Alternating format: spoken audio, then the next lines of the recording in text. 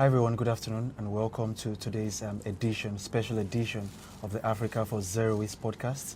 I'm Weyinmi Okotie and with me I have two very exciting members of the CODAF organization, Community Development Advocacy Foundation, based in Delta State, Nigeria. And we're happy to have you. Please introduce yourself as we begin today's meeting. All right, thank you very much, Mr. Weyinmi. Good afternoon, everybody. My name is Richard Benin, the co-founder and executive director of Community Development Advocacy Foundation, which is also known as Rural Community Empowerment Initiative. Yeah, CODAF is a non-governmental organization that is registered and, based in Nigeria, but we intend to go global anyway.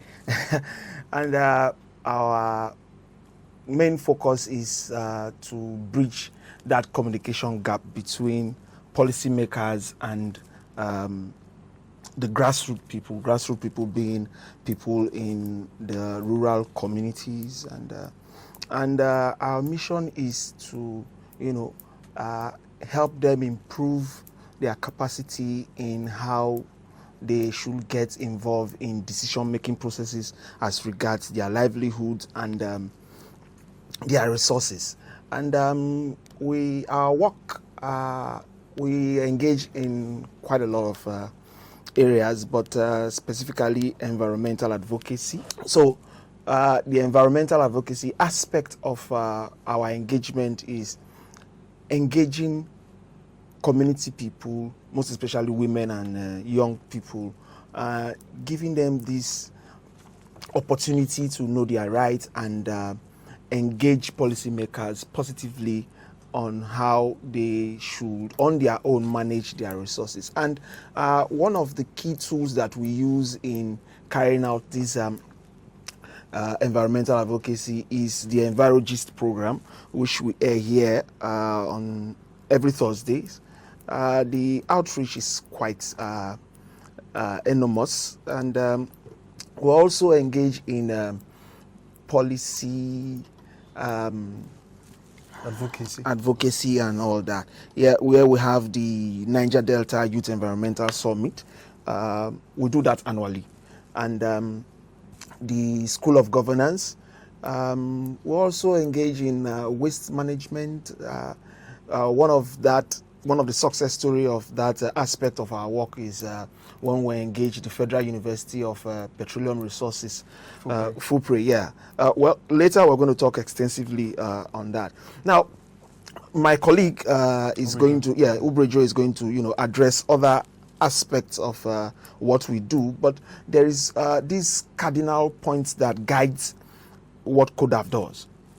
We decided to name it attire. That's we wear it.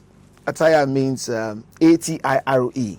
Yeah, accountability, transparency, integrity, total respect and regard for nature and equity.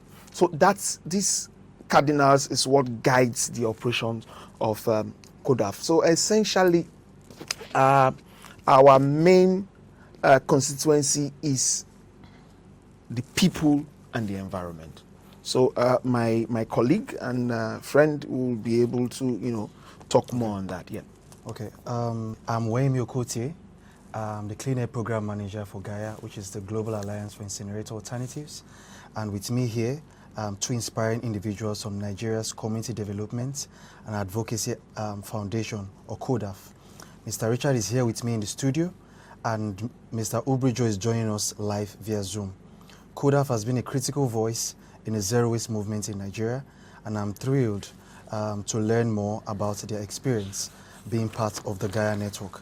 And so I'll just move straight in. Mr. Ubrei-Joe, welcome to today's podcast, and I'll just go straight in with a question. How did CODAF first come in contact with the GAIA network? Can you hear me? Yes. Thank you so much, Mr. Okotie. Good afternoon to you. Thank you for having me on this podcast. On your question, how did CODAF first come in contact with the GAIA network? First of all, I am Maimoni Ubrei-Joe. I'm the Director of Campaigns and Administration for Community Development Advocacy Foundation.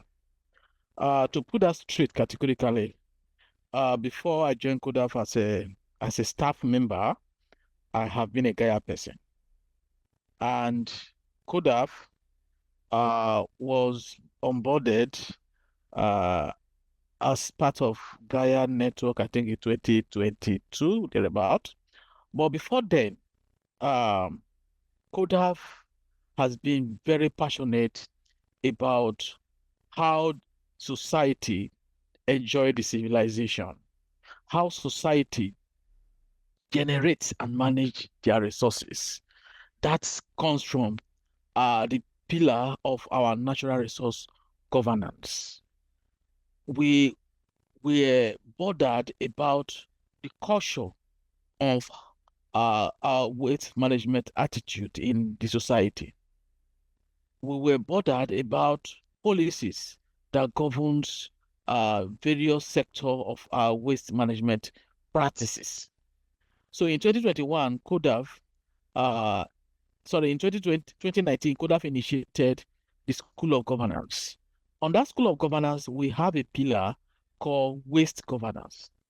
And when we define the philosophy of our waste governance, it's actually purely 100% having zero waste goals.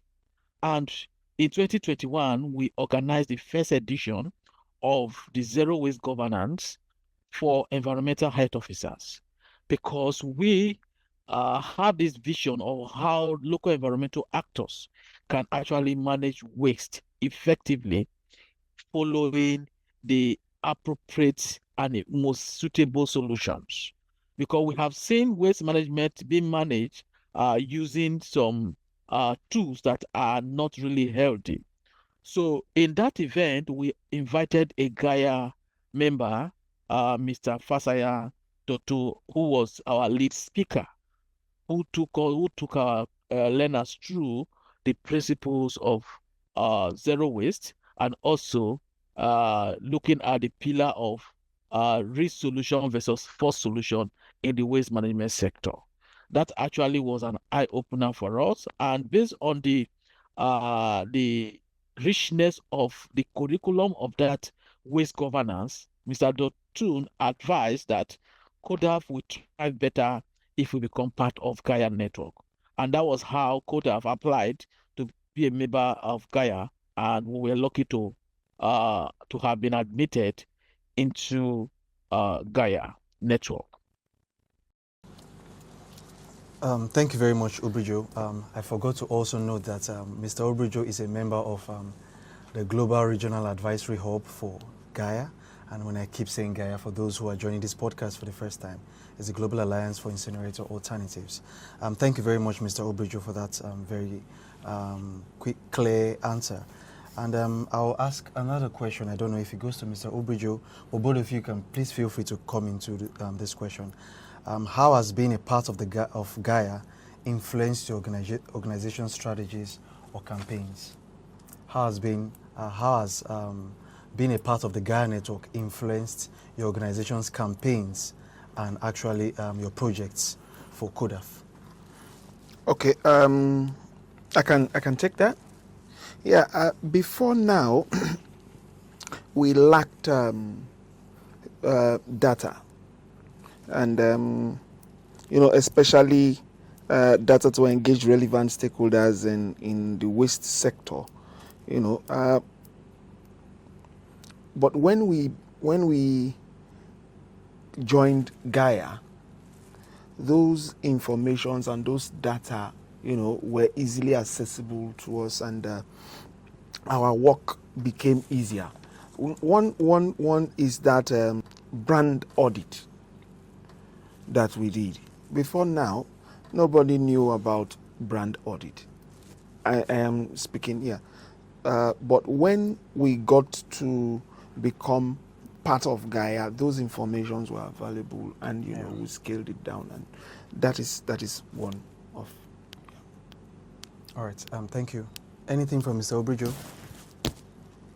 Yeah. Thank you very much. Like I would say, GAIA is an institution. It shouldn't be seen as a network, but to me, I will define GAIA as an institution. like what Mr. Richard said, before CODAF became part of GAIA, we were actually having we were struggling with our campaign messages in the area of promoting zero waste, in the area of promoting a kind of effective solutions in driving local solutions, in using local solutions to address global problems. So Gaia actually became like an encyclopedia of those messagings for us. So joining Gaia, we have a lot of messages that we use to influence key sectors from the government, talking about community levels, engagement, in terms of media engagement. The tools have been there for us to do our work more effectively, as unlike in the past. All right. Thank you very much, Mr. Ubrei-Joe, and thank you, Mr. Richard. At least I got, as an example of one of the ways GAIA has helped your organization's advocacy or project, you talked about the brand audit. I think, yeah, that was a very good one. I also saw what CODAF did in Benin City, where you have to send back some waste back to the polluter. That's a very good one. But I was curious to know if there's any other project or advocacy you feel like being a part of the GAIA network has aided, has helped your organization go through or carry out? Yeah, during my introduction, I talked about where we engaged an institution, a reputable one. The Federal University of Petroleum Resources is one of its kind. We engaged them, and in that project, we developed the zero waste training manual and the blueprint. And the institution, the vice chancellor, when we had the first meeting with him, and upon introducing the concept to him, he keyed into the project immediately.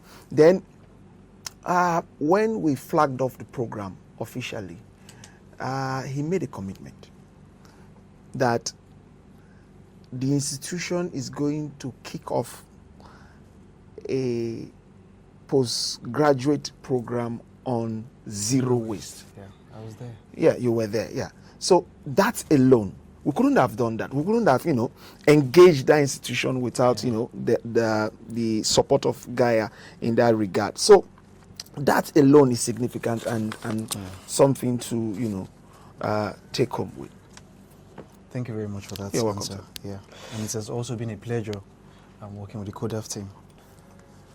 What kind of knowledge sharing or capacity building do you think opportunities have you gained through being a part of the GAIA network? Ubrei-Joe can Okay. take that, yeah. Mr. Maimoni.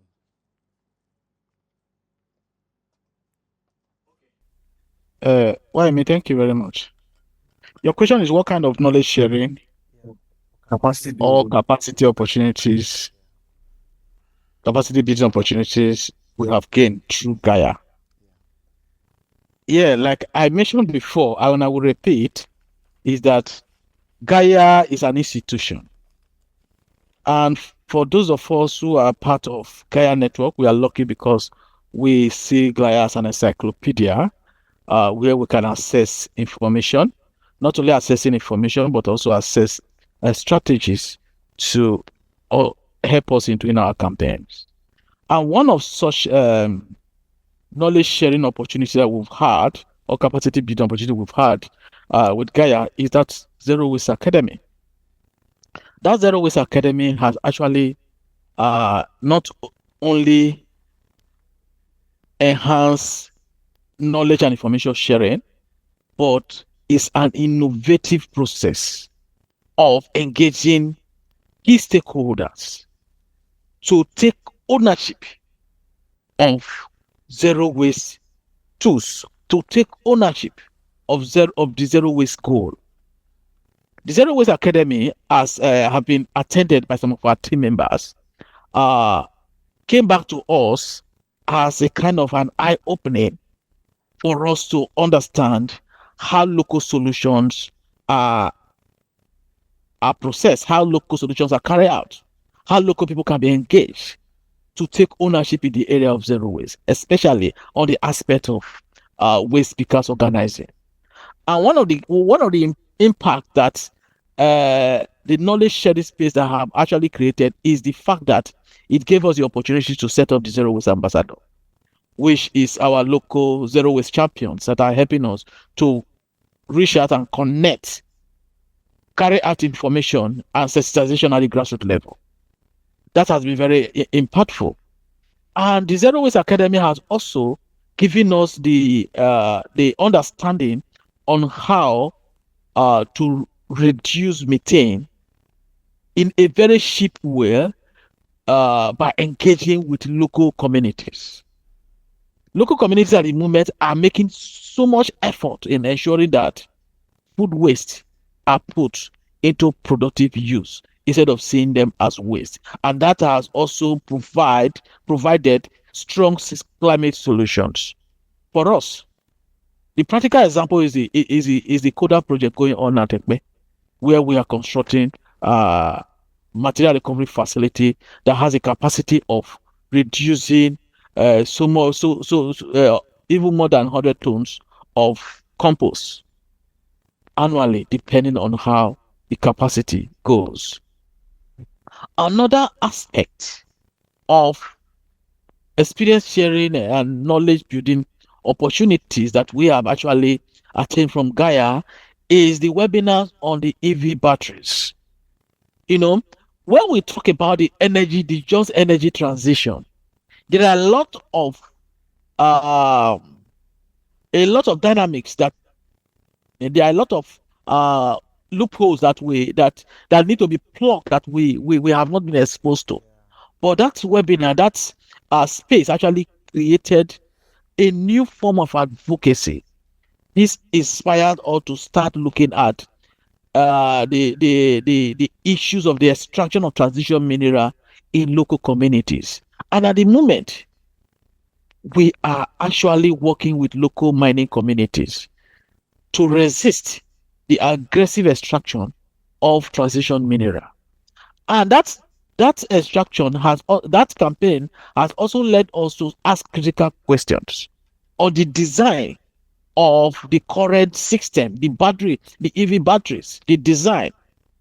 We are concerned about the durability in such a way that it doesn't take us back to extracting or depleting nature. So you see that this knowledge sharing and capacity building opportunity has not only enhanced us in terms of knowledge, but it has also created local movement on the ground. It has also created innovative campaigns on the ground, and it has also enhanced the capacity of local communities to carry out actions by themselves. Yeah, thank you very much, Mr. Ubrei-Joe. Thank you for that response. And just speaking about batteries, EV batteries, that's just made me remember. Yeah, we've been talking about a just transition to clean energy. And while we promote clean energy, solar and usage of EV batteries comes into play. And if we're not careful, we may go into the same cycle and make the same vicious circle. The same mistakes the oil and gas industry have made in terms of extraction of minerals for EV batteries. Thank you very much, Ubrei-Joe, for that. And I want to once again say thank you to the CODAF team for your efforts in supporting communities across Nigeria in ensuring that they are able to achieve environmental justice. And also, because clean air, clean water is everyone's fundamental human rights. Yeah, thank you very much. And moving on, I would say GAIA emphasizes global solidarity. Can you speak to any meaningful connection or collaborations you've built with other GAIA members within Africa or globally? Me? Okay. In terms of global solidarity, GAIA is like a mother that loves her children so much. GAIA has a way of making sure that her children actually feed from the breast that is lactating the most in terms of milk production. You see, what I have been part of different networks, both in the global south and the global north. And I must say that GAIA, as a network, which I see as an institution anyway, is one of the most friendliest networks ever. It's one of the most peaceful network ever. It's one network that its members see themselves as one family. There is no unhealthy competition among the GAIA members. Rather, we have devised a means of working together because we believe that one organization's success is the entire GAIA success story.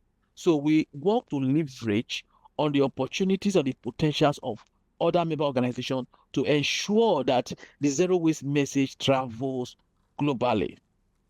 Just like the biblical philosophy, the need is to evangelize the word of God to the world. And our own philosophy is to evangelize zero waste to the world, which is what we are doing collaboratively. But as CODAF, I want to internalize that. I want to bring that to our local context. How have we been working with the GAIA network globally in terms of solidarity, support, and all that? One of such is the webinar that CODAF organized in collaboration with GAIA Nigeria team members. It didn't end up as a kind of showing solidarity support here within Nigeria when we look beyond the plastic ban, but we traveled all the way to Rwanda, where our colleague and sister from Rwanda shared their experience with us, how they were able to ensure that single-use plastic were effectively banned and compliance have been made. That is a strong pillar of solidarity support to the Nigeria team who are actually struggling to ensure that there is an effective compliance with the ban placed on single-use plastic in some part of Nigeria. Another area of solidarity is the African People's Counter Cup. The African People's Counter Cup is not a CODAF ideology, neither is it a GAIA ideology. But CODAF, being part of the African Climate Justice Collective, and identify with the African People's Counter Cup as a process of building real community power. We share the idea with GAIA, and GAIA already teamed up with that vision of the African People's Counter Cup. In so doing, it's not really in showing CODAF solidarity, but it's a way of showing Africans and struggling climate impacted local communities strong solidarity, because those communities are our constituency. That is one aspect of it. And then the other aspect of it is the fact that GAIA opens the door of participatory leadership and participatory decision-making processes. Based on that, GAIA prioritizes the involvement of those from the global south in its decision-making processes. Yeah, inclusive. And yours faithfully, myself, Ubrei-Joe, has been nominated to represent the Africa, GAIA Africa Regional Advisory Council at the Global Advisory Hub of GAIA. That is a way of showing solidarity to the underrepresented communities in Africa. So, being part of GAIA really has given us the opportunity to solidarize at the local level, the national level, regional level, and globally. Thank you very much, Mr. Ubrei-Joe. Thank you very much for that. Just listening to what you just said retrospectively, I remember in 2020 when we had the first GAIA Nigeria meeting in Lagos, and we had like people from the Federal Ministry of Environment, the State Ministry of Environment, that's Lagos State, and we were speaking about the issue of plastic pollution. I remember we had these T-shirts with "Say No to Single-Use Plastics," where we went to buy something, I remember the staff of the certain restaurant was asking why single-use plastic. But then I had to start educating the person. But what am I trying to say here is the level of education or awareness about plastic pollution was very low at that time. Since 2020 till now, we can see that there's more attention on the issue of plastic pollution, so much so that the Lagos State government, as at January last year, banned single-use plastic in Lagos State. And we know that when Lagos State takes such steps, other states will follow. The implementation of such a policy is another story, but we know that at least they've taken that step to develop such a policy. And this, I believe, are some of the additional or some of the changes we are seeing as a result of organizations such as CODAF really speaking to the government, carrying out public awareness about the issue of plastic pollution and trying to promote zero waste. I believe so. Thank you very much. So moving on, I'll ask you, Mr. Richard, I know you've been into the space of policy advocacy and environmental justice activism for a while now.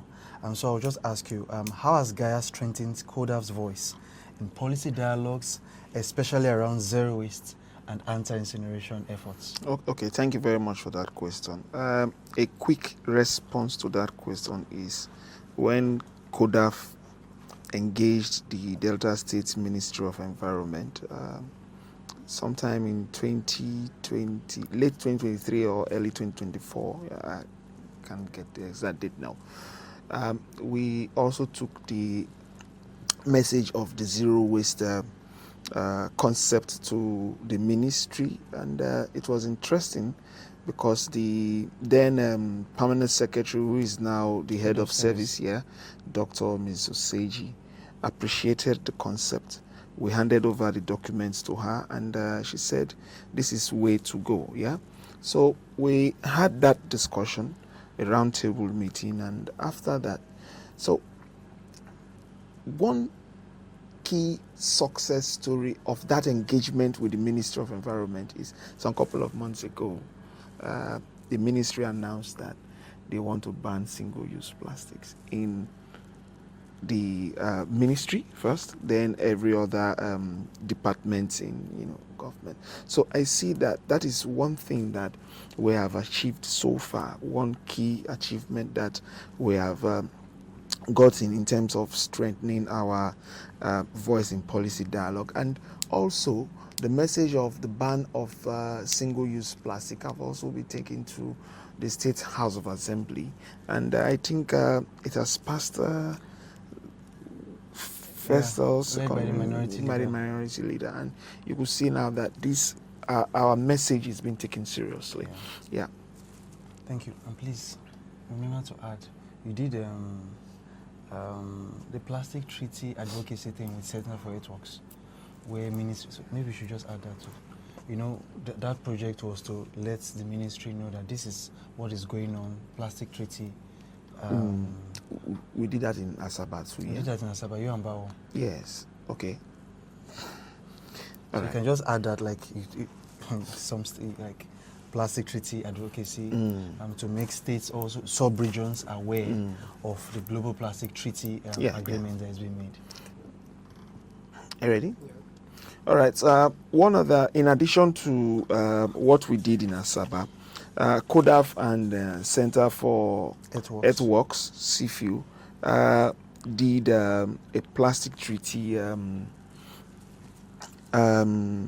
advocacy to the ministry also, and trying to make them understand the importance of driving this policy at the regional level. Yeah, in Lagos State, we visited the Lagos State Environmental Protection Agency. We were marveled at what those guys were doing there. So we advised and encouraged them that, see, if they can do it in Lagos State, it's very much possible for us to do it here in Delta State and as a regional block here.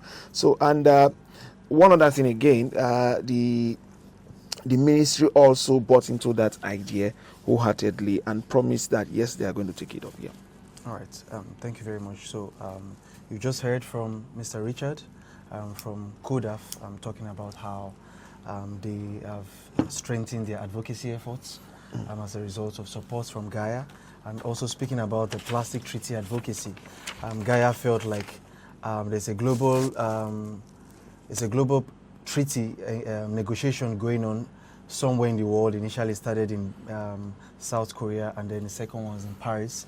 Negotiations were happening, and believed that every country should be aware of what this negotiation going on, so that nobody feels left behind. And GAIA supported its members globally to engage their regional governments, sub-regional governments, to also be aware and be prepared going into the Global Plastic Treaty negotiations, which was called the INC's Intergovernmental Negotiations. We'll be having INC 5.2 coming up soon. Mr. Ubrei-Joe, I don't know if you still wanting to just chip in a few things into this question that I'll ask now. Have you noticed any shifts? I know we spoke about it already, but just to dig deeper a bit, have you noticed any shifts in how local and national stakeholders respond to your advocacy since joining the network? Okay, thank you very much. I think the truth of the matter is that people are willing to key into the transition into zero waste. I think this is something that is very comfortable and convenient for people to do. But what the gap that has existed is the loophole in policies. We have some fantastic policies already in existence in some states, but that in itself are not effectively implemented. And the ones that are implemented, compliance level has been low. So, since we started driving with the vision of GAIA and engaging with policymakers, we have often seen that policymakers are in that need of information, which one we are providing for them.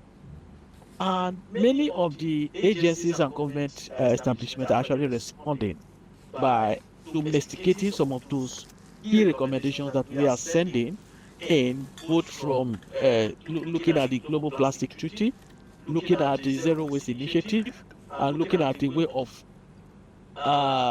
waste segregation, and also the phase out of single-use plastics. For example, I will look back to the Oredo local government. Sorry, Ego local government, yes. Ego local government in Edo State. We have a zero waste ambassador member from that local government who is a staff of the environmental health officers in that local government. And one of the things that staff have done as being a member of zero waste ambassador is the fact that she has been able to take our document, which is zero waste guidelines, to the local council. So every local government chairman that emerges, she engages them with that zero waste guidelines. And Ego happens to be one of the first local governments in Edo State to start practicing waste segregation in that facility, as a way of going zero waste. Ego remain one of the first local government to set up their own environmental marchers to promote effective compliance with the Edo State waste management law, which we have reviewed and seen to be a very strong law, even though it lacks some basic elements, which we have also recommended to the Edo State government, and they were adopted in their draft document for the review of the Edo State waste management law.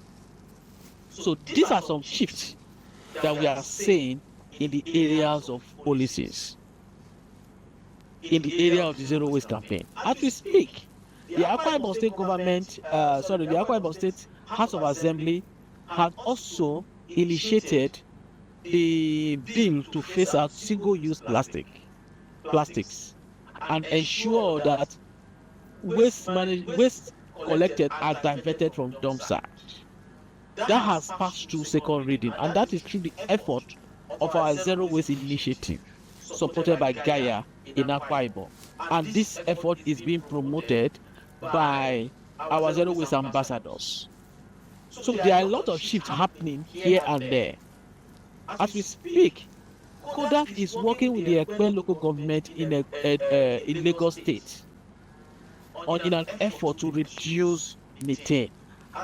The Ekpe local government has opened their arms to welcome every initiative that will help them write their name on the global map as one of the leading local governments that would score a first in the areas of effective waste management. All right. Thank you very much, Mr. Ubrei-Joe. So as we mark GAIA's 25th anniversary, what message would you like to share with the global GAIA community?